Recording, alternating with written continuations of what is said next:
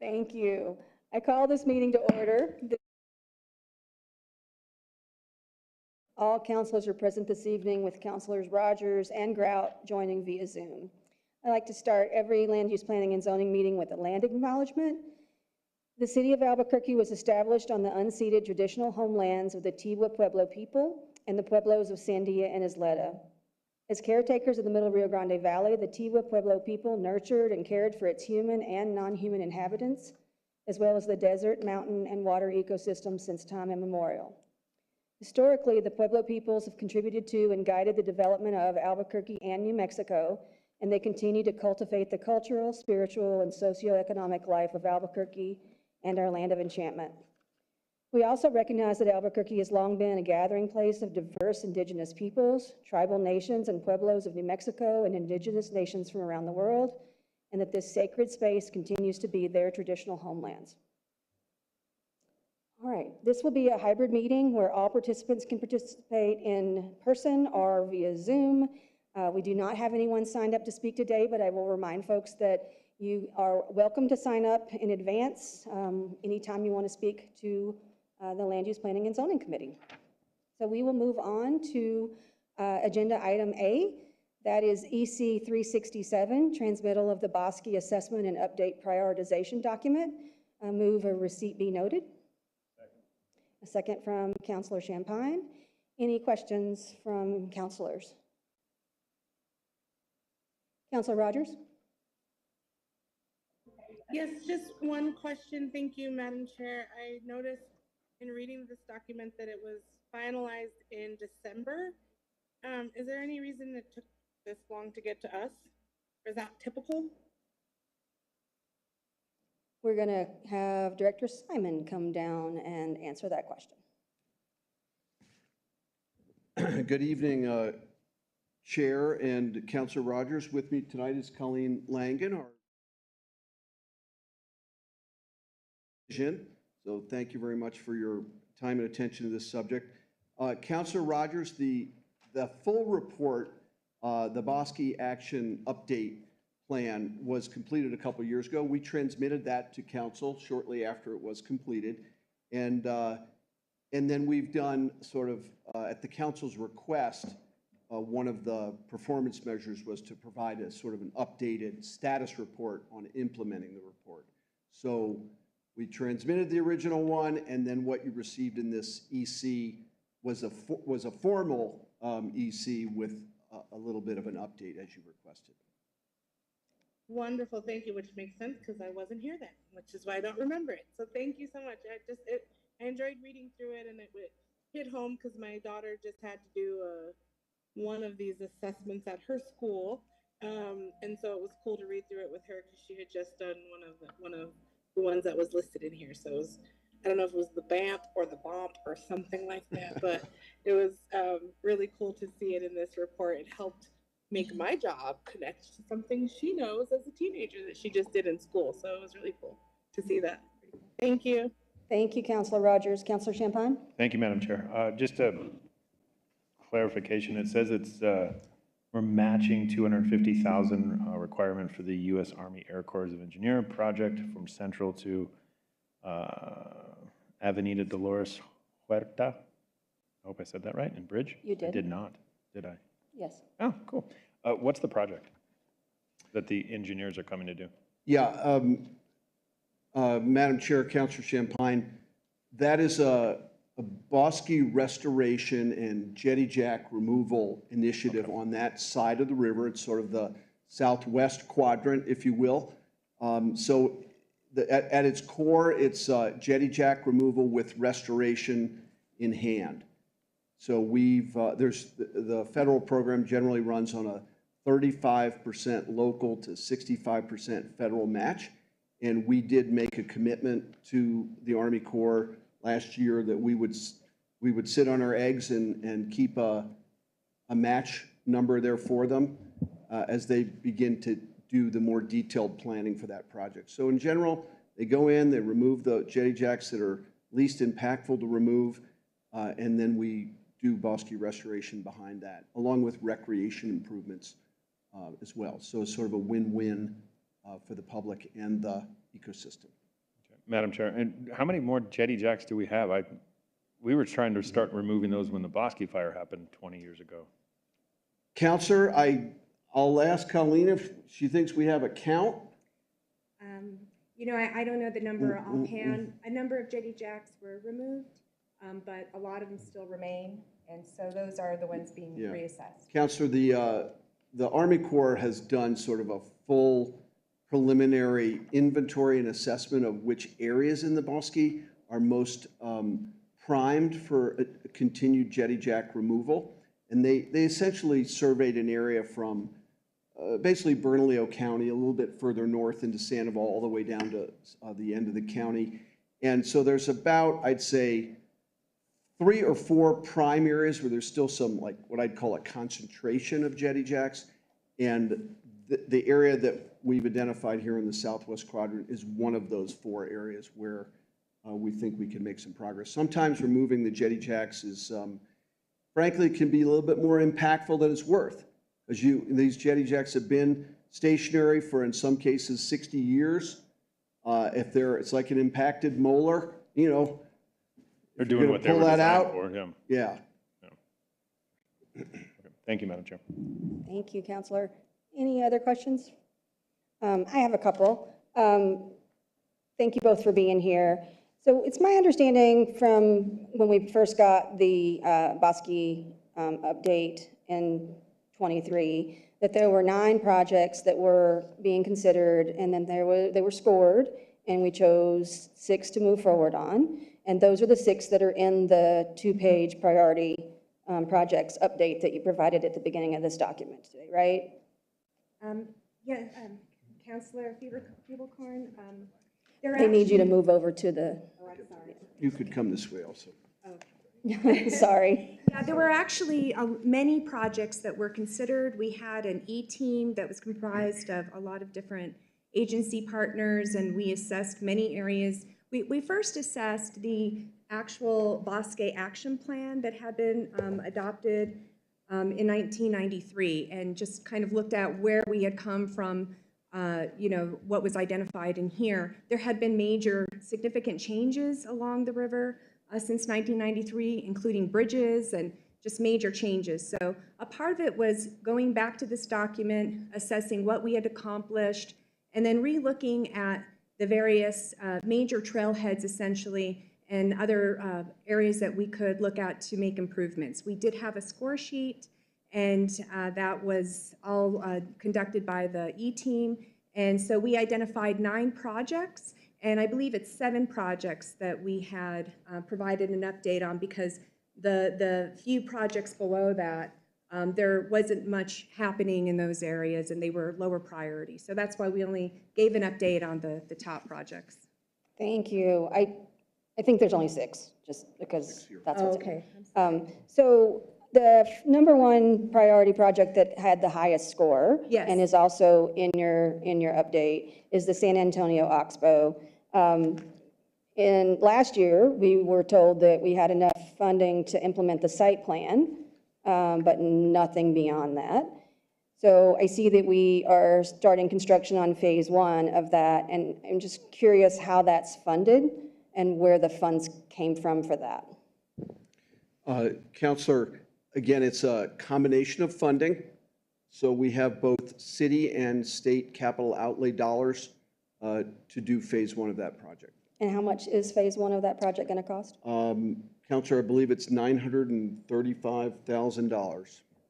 Okay, Close, it's maybe a little higher. I think I just Little signed it under. for, okay, so, 931. okay. And then originally it was noted in the report that we did not have funding for management of this project after it was completed. I don't see any expansion of our open space division staff, so what is our plan for managing that area? Counselor, we will do the best job we can with what we are provided. Thanks. I will point out, I mean, it says, I did this last year, so I'll do it every year. In the original report, it said, since the city took on management responsibility of the Bosque, the OSD has not had adequate resources, yet has been innovative and has heavily relied on partners and volunteers, And it goes on to say that for the city to fully meet its obligations and support the Bosque, obtaining the resources outlined below is a top priority for the OSD. And below it lists out things like staff that you need. I did see that one of these projects is going to pay for a staffer through the Water Utility Authority, so that was great. But again, I think everyone that I've ever spoken to thinks that the Bosque is a gem of Albuquerque and is very, very important for our city, for tourism, for our own residents, for the wildlife who live here, for the health of the water system. But I don't see us prioritizing it in any way, shape, or form in the budget. And again, with the budget that was sent down to the council again this year, those positions that are needed are not filled. So just pointing that out. Then for the Atrisco Acequia Madre project, again, we didn't have funding for this last year, but we're starting phase 1. And so can you tell me what phase 1 is, what that contains? Counselor, I think there's sort of two parts of this. When we refer to the Acequia Madre area, I think we're referring to both bosque areas on the north side of Central, if you will, and the south side of Central for the purposes of this report. So again, on the south side of Central, the southwest quadrant, we are starting in on the bosque restoration, fuels reduction, jetty jack removal, and recreation improvements with dollars we have. On the north side of Central, it's more identified with the multi-jurisdictional, multi-agency partnership that has prepared a plan for this Acequia Madre area. So that's a project that we've been in close collaboration with the county on, as well as the Middle Rio Grande Conservancy District. And for that project, there is phase 1 funding to implement some recreation and site improvements north of Central, right, roughly about Sunset in Central. And that funding has been mostly state capital outlay funding. Some of it's come through the Middle Rio Grande Conservancy District, and they're currently finalizing 100% construction documents for the first phase of improvements there, which essentially will be improved parking, some interpretive signage, and some minor recreational trail-related improvements on the north side of Central. Thank you. And how much is that phase 1 going to cost? I'm going to forget that number. Do you recall? I don't remember off the top of my head. I don't know that that's actually been identified because we're at 65% construction drawings, and so once we get to 100, then they start doing cost estimates. Okay. The things that we're saying we're paying for seem like they're more than the money we say we have identified, and that's why I'm curious. If you could help me with like an estimate on that, that would be really appreciated. And then those were the 2 top priority projects, and then we had a second bucket of level 2 priority projects. Alameda Southeast. Again, this one's mostly by the Water Utility Authority, but can you talk me through what the city's responsibility is on this one? Absolutely, Counselor. So again, this is sort of a multi-dimensional effort here in the Bosque and in the trailhead that is one of the most popular access points to the Bosque at Alameda in the river. So what's going on there? Number 1, we have improvements to the trailhead. That comprises a reorientation of the trail route through there, which is very congested, one of the most heavily used areas of the Paseo del Bosque Trail. So we're adding in we're actually dividing some user groups up by putting a small bypass section of trail, which will allow trail users to continue uninterrupted through that area while separating out and slowing down other users like pedestrians. So that's one part of it.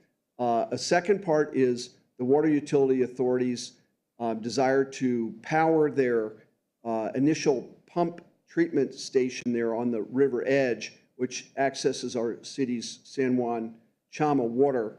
And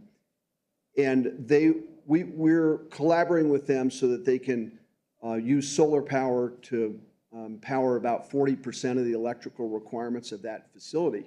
That is going to be done through a solar carport feature on the existing parking lot. So they're responsible for sourcing that, building that.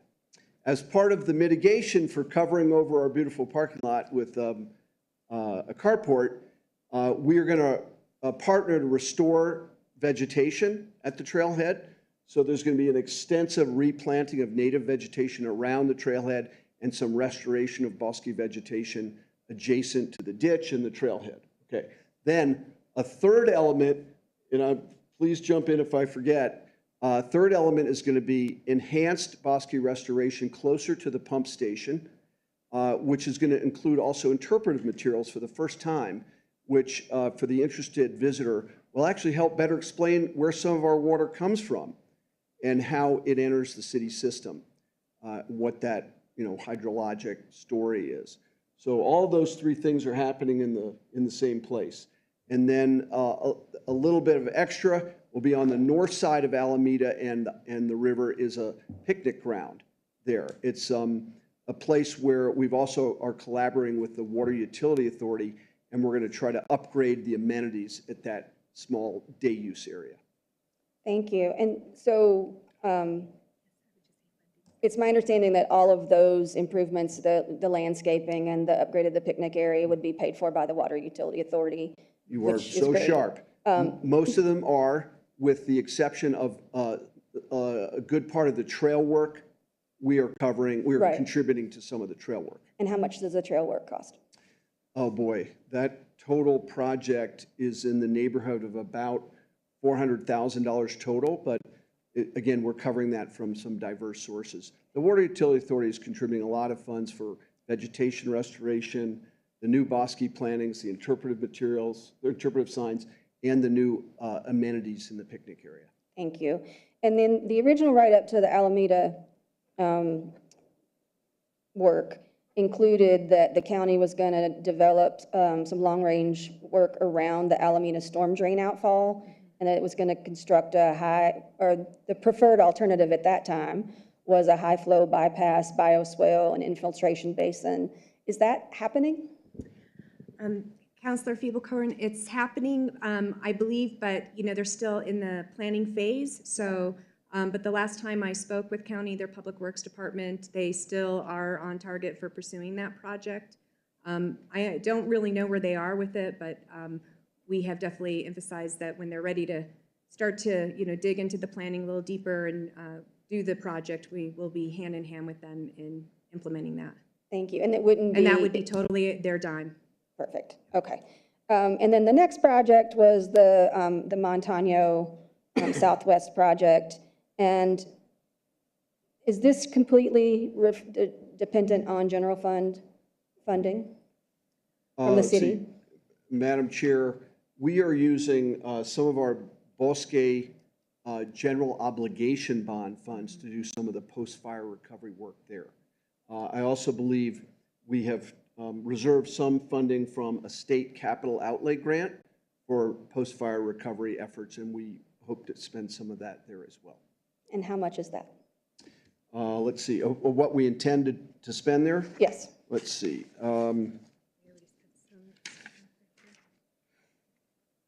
We have reserved about $150,000 for the Pueblo Montano area. Also, we had some post-fire work to do at what we call the Poco Loco access point, which is Rio Bravo in the river. So the overall number is $150,000 for those two sites, and then another $106,000 from our general obligation bond. That was, I believe, the 2023 bond. Okay. Thank you. And then the Pat Baca is the next project, the Pat Baca Open Space. And in the original write-up, it said we were going to have a swale and other water features there. I don't see that in this update. What's changed, or is that just phase two? It's a complicated story. Go ahead. Yeah, Councilor Fiebelkorn, so there is actually two projects that is happening in that area. The major project that is dealing with stormwater is being managed by the Department of Municipal Development, and I think through meetings with the public and with MRGCD and the Army Corps, That plan has changed a number of times, so there's still not a final plan. But I don't know the cost for that project, and I think they're still figuring that out.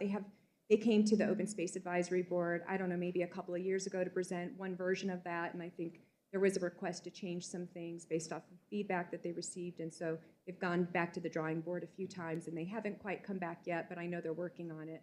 The second part of that project is just doing what we can do on a lighter touch to deal with erosion.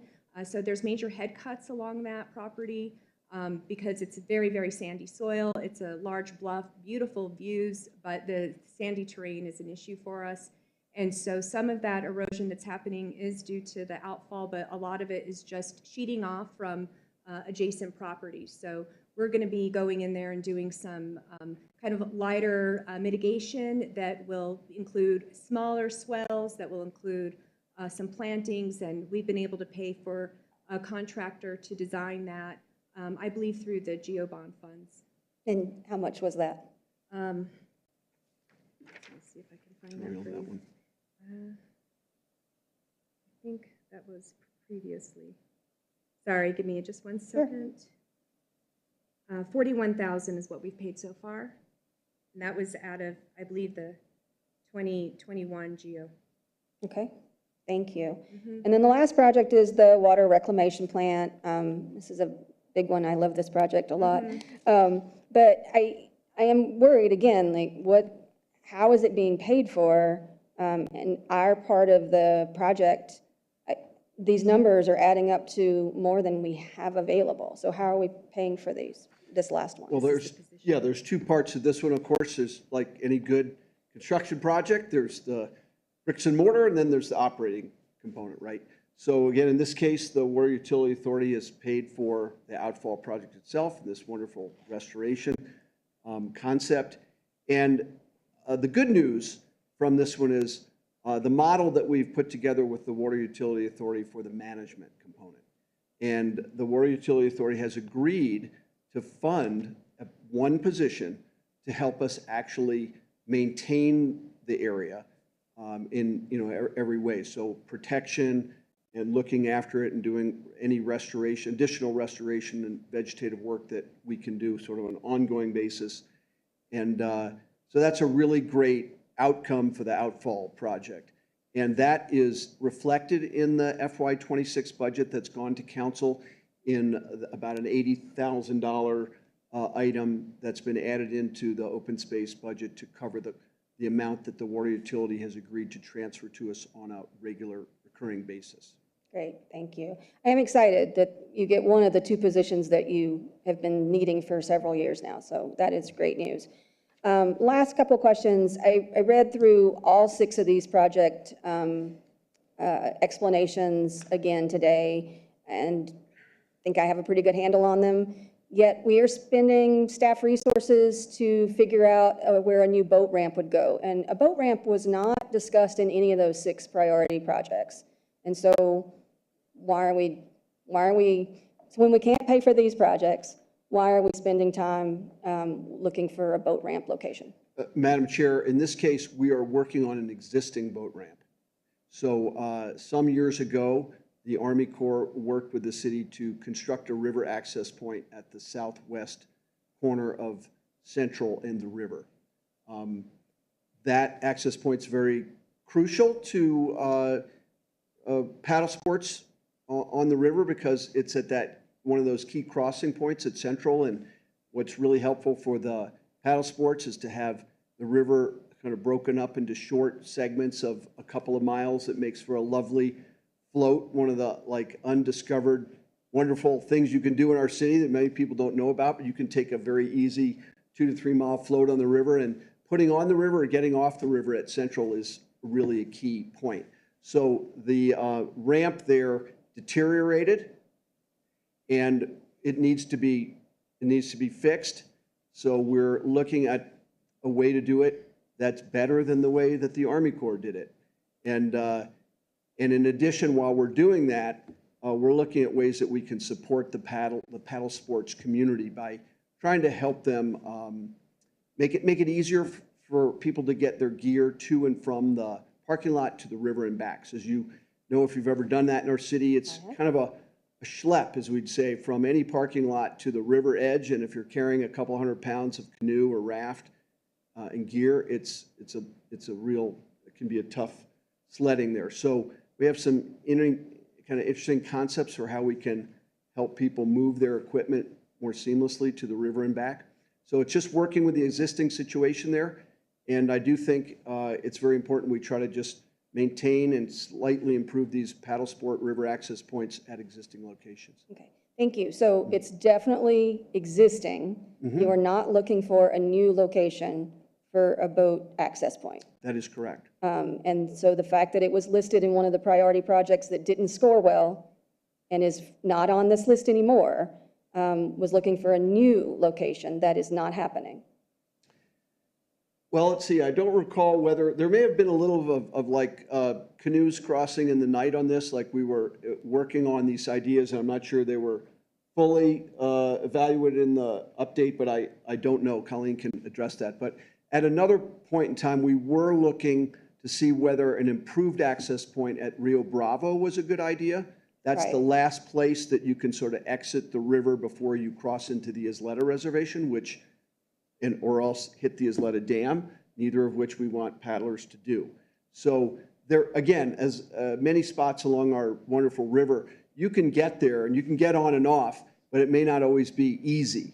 So Rio Bravo has a functional access point. It's not very functional.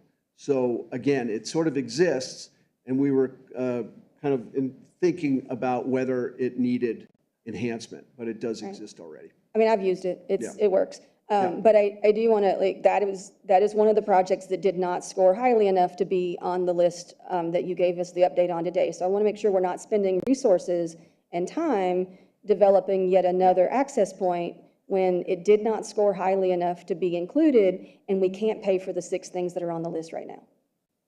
I think that's a true statement. Mhm. Councillor Fiebelkorn, I could just expand a little bit. While we identified the priority projects, and these ones ranked the highest, we also identified a number of just ongoing management and other things that we need to do in the Bosque that were kind of larger issues. So general recreation, education, restoration. You know, this is a beautiful green belt that goes through our city. We've really been looking at, from the Open Space Division, how we can provide access to all of our community to green spaces. The river is a key location to do that. And so one of those things that we were looking at is how do we engage people, all of our community in the Bosque, to feel comfortable, to understand what an amazing resource it is. That includes, you know, bird watching.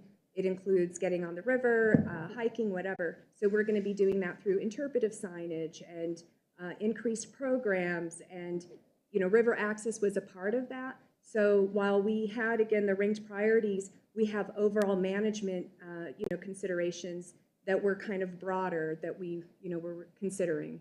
Sure. So anyways, I hope that helps. And so yeah, there's more needs, financial needs, and again, we do a lot with our existing resources to maintain those trailheads, to, you know, try to increase to better signage and increase trail access. So we'll keep that work up along with these priority projects. Thank you. Again, we don't have enough money to do all the things. We have priorities. I know that there are a lot of other priorities just in overall general management. I just don't think that a boat access point, in addition to what we already have, is one of those priorities, especially when we have a list of resources that you need and that you've needed since I took office, and we've never gotten them to you. So, And Counselor, sometimes it's a matter of being, you know, opportunistic and smart about where we can get financial support. So, you know, some things are, have more options for funding than others. So we will always look to maximize our opportunities to tap funding. Sometimes that may mean you're working on priority 3 before priority 2. Doesn't mean we forget priority 2.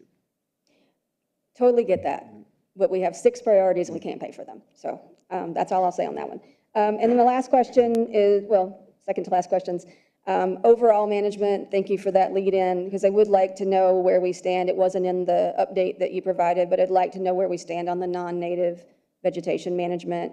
You know, we have rules about if we get over 25%, we have to take action. Where are we on the really, the worst non-native vegetation? Yes, Councilor Feeblehorn, I realize now you guys were given just the priority project update. We did actually have some additional information that we can forward to your office that includes updates on education, restoration, recreation, some of those other key points that we hit on, as well as our operations and management. But as far as the invasive management goes with the plants, we completed that very large FEMA project that was 200 acres that we were able to complete targeting invasive plants. We continue this work all the time, but it's, you know, a pretty large charge to manage all of the invasives. So it's just ongoing maintenance. We use, again, our volunteers and our staff to get in there and, you know, constantly be trying to tackle those areas. And we have been actually able to complete a